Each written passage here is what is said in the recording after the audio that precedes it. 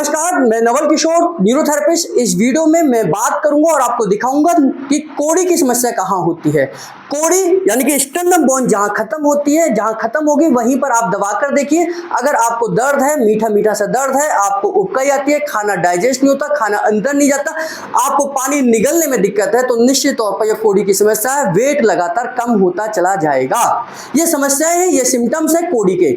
युवा वर्ग को बहुत हो रहा है। मैंने एक कोल्हापुर गया जहां पर इस पेशेंट को देखने गया जिसको इस तरीके की समस्या थी। बंगाल गया इस तरीके के पेशेंट को देखने के लिए, क्योंकि देश भर में आज इस तरीके की समस्याओं के पेशेंट हैं।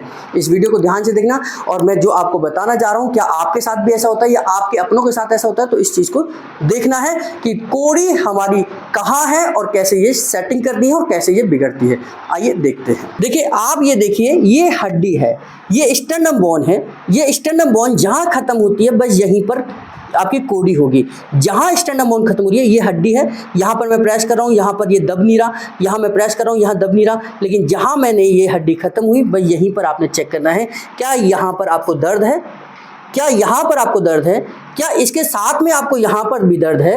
क्या आपको इसके साथ में यहां पर भी दर्द है? तो ये आपने चेक करने हैं।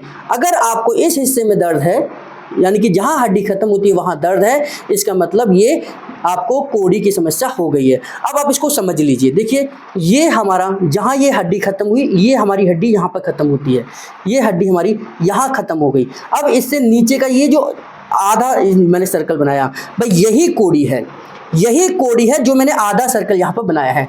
ये हमारी कोड़ी की समस्या है, ये हमारी कोड़ी है, कोड़ी की समस्या है। इस कोड़ी की समस्या को ही समझना है। यहाँ आप दबा के देखिए, अगर यहाँ दबाने पे दर्द है और साथ में यहाँ पर भी है, यहाँ पर भी है, तो ये आपकी कोड़ी की समस्या है। हमने क्या करना है, खाली पेट उनको बुलाना है। खाली पेट पेशेंट होंगे और हमने साइड में खड़े होकर हाथ की उंगलियों को इस तरीके से अंदर लेके जाएंगे और अंदर ले जाते हुए हल्का हल्का प्रेशर देते हुए यहाँ पर हमने इसको प्रेशर देना है और यहाँ पर इस हड्डी को सेट करना है।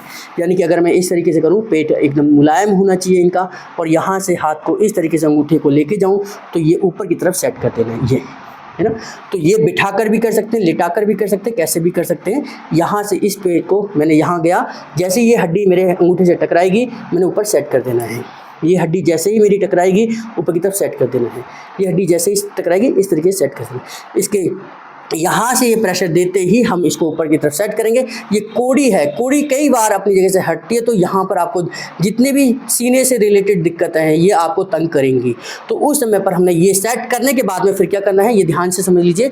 यहाँ से सेट करने के बाद यहाँ से ऊपर की तरफ आपने इस तरीके से रविंग करनी है, इस तरीके से रविंग करनी है। और ये साथ में जो आपका ये हिस्सा था, जो ये हिस्सा है, इस तरीके से हमने यहाँ पर रविंग करनी है। ये समझ लीजिए, इस तरीके से आपने इस तरीके यहाँ रविंग करनी है।